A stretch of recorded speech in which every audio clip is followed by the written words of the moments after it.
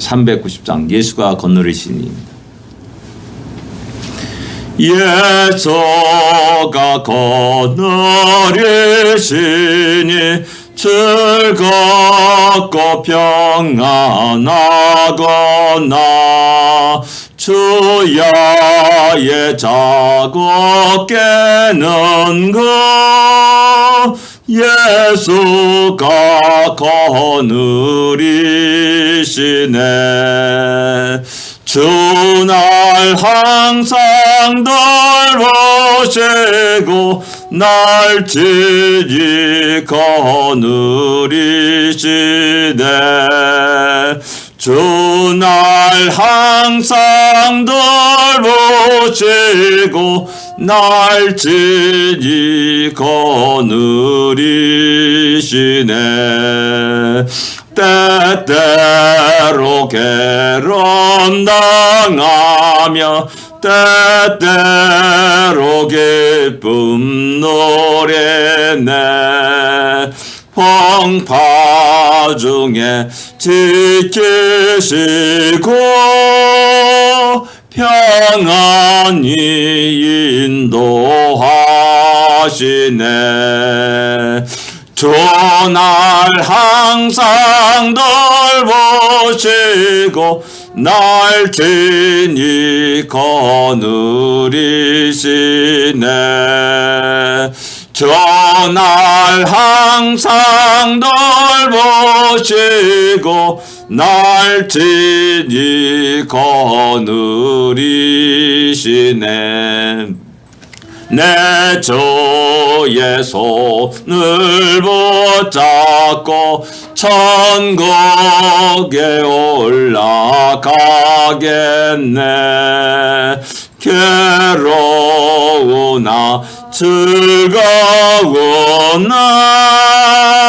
예수가 거느리시네. 주날 항상 돌보시고 날 친히 거느리시네. 주날 항상 돌보시고 날 친히 거느리시네. 이 세상 이별할 때에 마귀의 권세 이기네. 천국에 와는 그 길도 예수가 거느리시네. 주날 항상 돌보시고 날 친히 거느리시네. 주날 항상 돌보시고 날 친히 거느리시네. 아멘.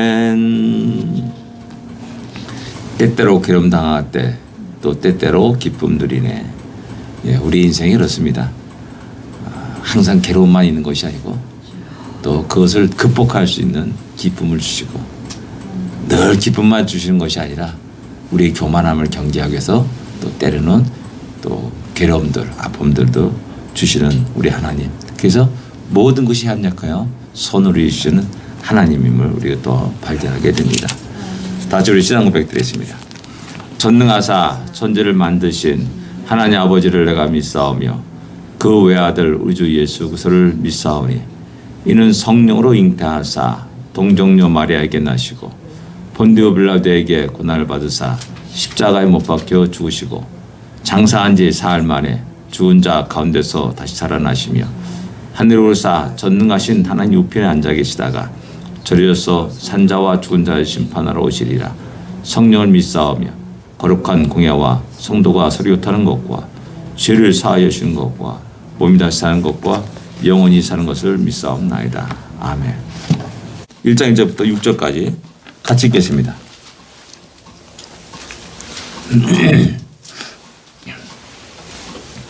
빌립보서 1장 1절부터 6절까지 같이 읽겠습니다. 같이 읽겠습니다. 그리스도 예수의 종 바울과 디모데는 그리스도 예수 안에서 빌립보에 사는 모든 성도와 또한 감독들과 집사들에게 편지하노니 하나님 우리 아버지와 주 예수 그리스도로부터 은혜와 평강이 너에게 있을지어다. 내가 너희를 생각할 때마다 나의 하나님께 감사하며 간구할 때마다 너희 무리를 위하여 기쁨으로 항상 간구함은 너희가 첫날부터 이제까지 복음을 위한 일에 참여하고 있기 때문이라. 너희 안에 착한 일을 시작하신 이가 그리스도 예수의 날까지 이루실 줄을 우리가 확신하노라. 아멘. 예, 빌립보서는 로마 감옥에서 쓴 옥중 서신입니다. 그러고 보니까는 예수 그리스도의 종 바울과 디모데는 이렇게 말합니다. 그러니까 같이 디모데가 같이 함께 로마에 있었음을 알 수가 있고 또한 그것에서 바울을 아마 섬겼을 것이라고 우리가 짐작할 수가 있습니다. 늘 얘기하지만 예수의 종 바울 이것은 언제나 대부분 모든 서신 속에서 많은 서신서에서 또한 늘 언제나 사도 바울이 즐겨 사용한 단어입니다. 종 주인이 아니고 왕이 아닙니다. 이런 사도 바울의 이런 모습을 보면서 오늘날 우리들의 신앙생활의 모습을 한번 돌아볼 수 있어야 됩니다. 우리가 늘 주인공이 되기를 원하고요. 또 중심에 있기를 원하고 있고 또 내 생각은 내 어떤 그런 이끌어가는 어떤 중심의 지도자로서의 존재하기를 원합니다. 그래서 주의 말씀은 역설적입니다. 높아지기로 하느냐? 낮아져라. 섬김을 받고자 하느냐? 섬기는 자가 되어라. 어린아이와 같이 되지 않으면 결코 천국에 들어갈 수 없다. 이런 말씀을 우리 주님은 하십니다. 주님이 이 땅에 오신 목적도 섬김을 받으려 하는 것이 아니라 도리어 섬기려 하고 자기 목숨을 많은 사람들에게 내어주기 위해서 오셨다라고 말씀하십니다.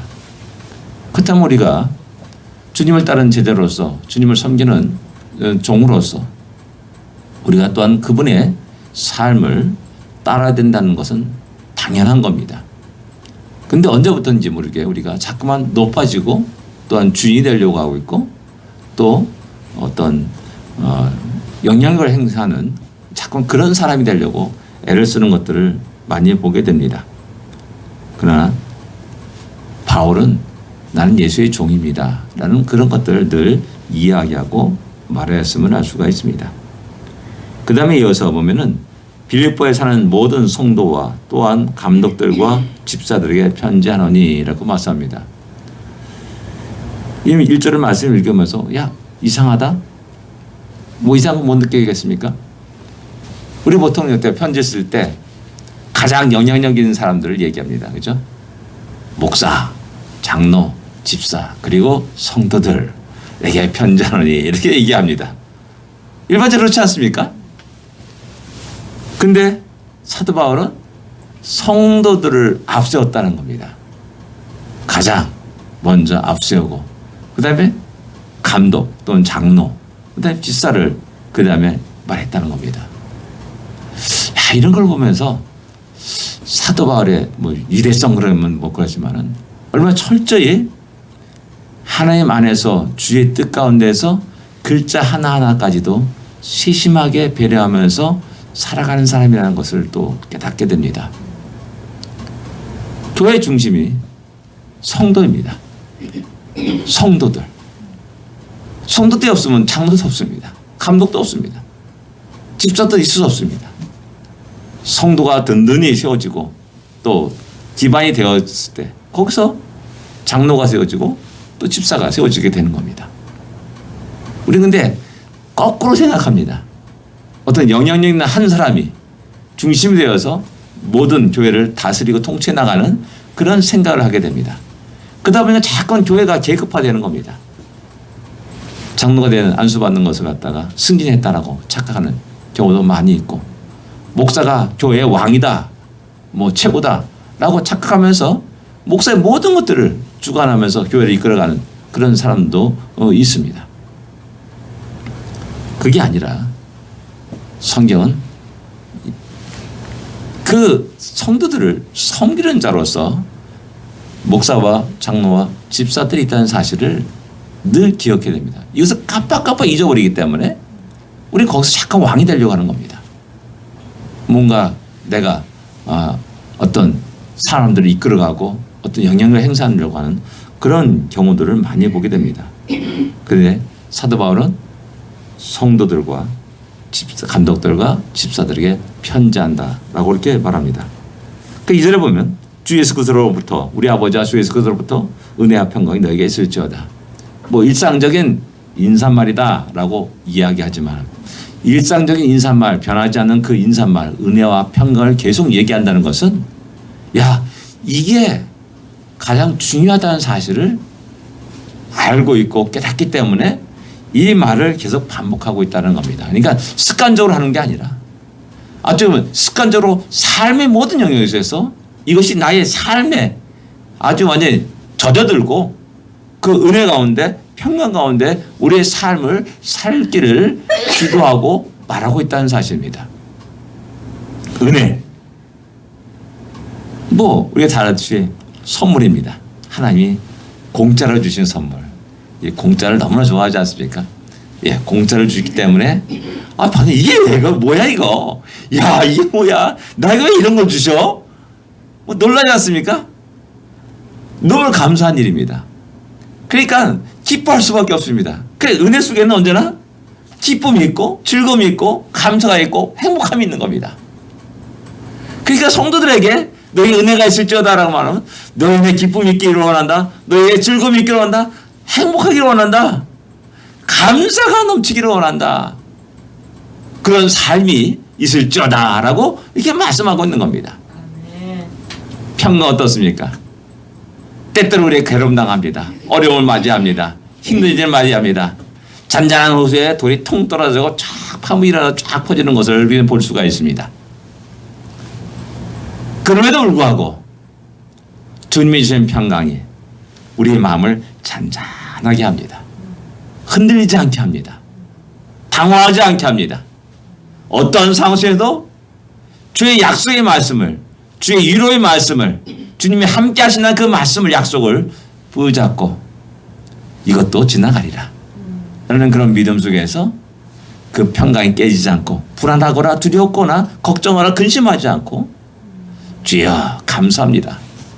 이것도 지나가리라 믿습니다. 주님이 약속하지 않았습니까?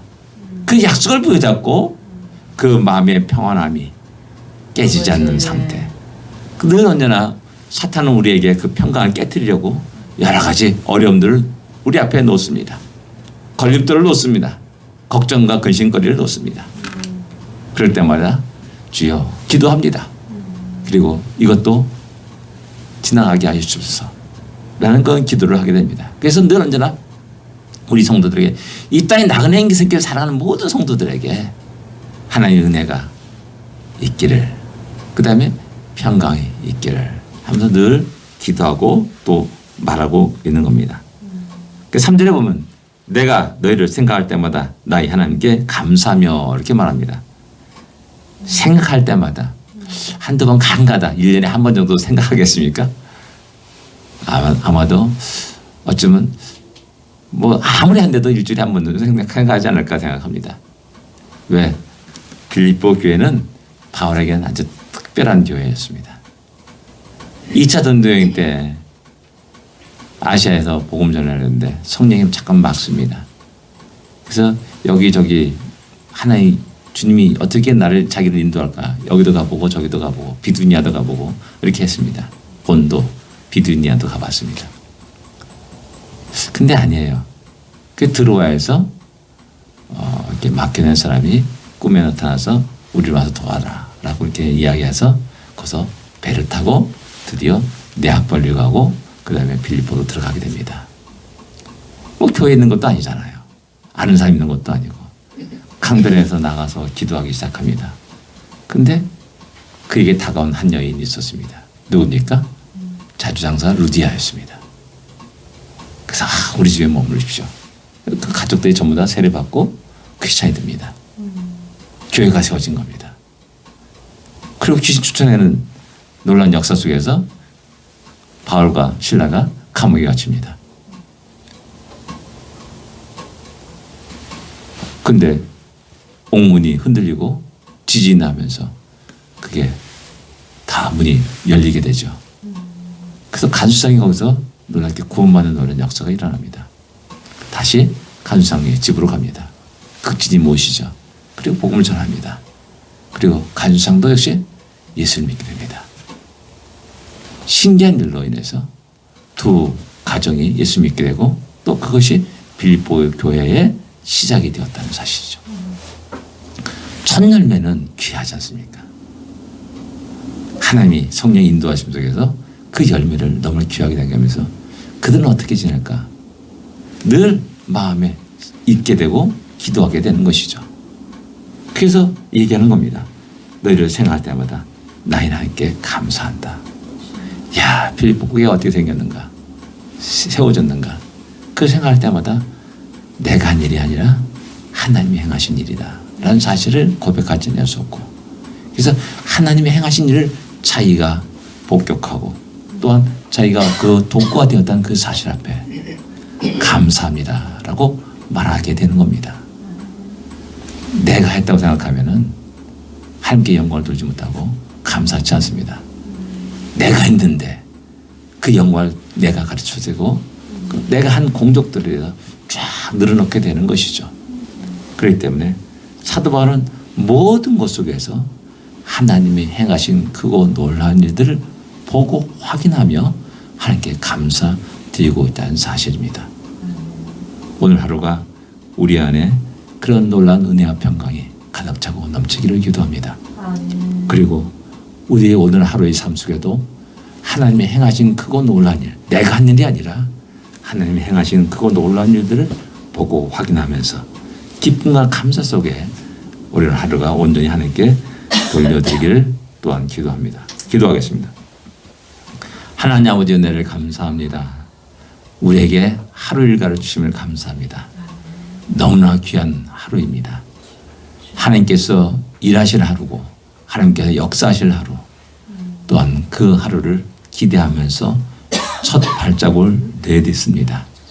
하나님 또한 우리가 그 하나님이 행하시고 우리를 인도하시는 그 것들을 우리가 보게 하여 주십시고, 모든 것 주의 은혜임을 고백하며 어떤 상황과 어떤 환경 속에도 결코 우리의 마음의 평강이 깨어지지 않냐고 온전히 기쁨과 감사와 찬양과 영광을 하나님께 드리는 그런 복된 하루가 되게 하여 주옵소서. 우리 모든 성도들 늘 오늘도 주의 은혜 가운데 평강 가운데 승리하는 하루가 되게 하여 주옵소서. 예수님으로 간절히 기도드립니다. 아멘.